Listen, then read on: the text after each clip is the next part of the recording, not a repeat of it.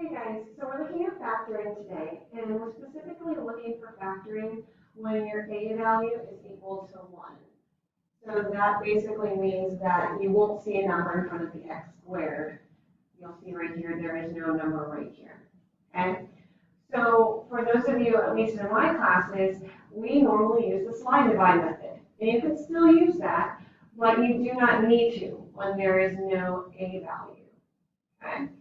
So what we're going to do here is we're going to go ahead and start setting up our binomials to factor. And we know that to get the x squared in the front, we know it needs to be an x times an x to get x squared. Now, what numbers are we going to fill in our factors? So our goal is we need to find out what numbers multiply to give us the C term, negative 32. Okay? There are plenty of factors that do this. We have 1 times negative 32.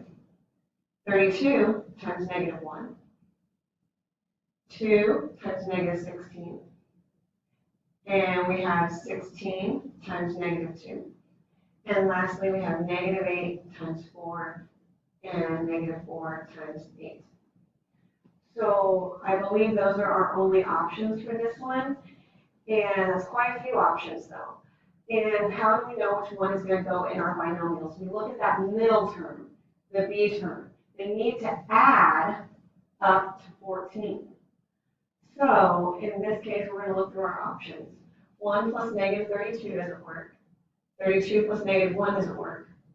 Now this one seems like it works, 2 and negative 16, but these ones add up to negative 14. And you'll notice I want positive 14. So that's out. But if that's the case, then now I know the opposite is going to be true. 16 plus negative 2 gives me that positive 14. So those are my factors. I'm going to plug them into the two binomials. So it's a positive 16, so I'm going to put plus 16. And it's a negative 2, so I'm going to put minus 2. And that is my factored form.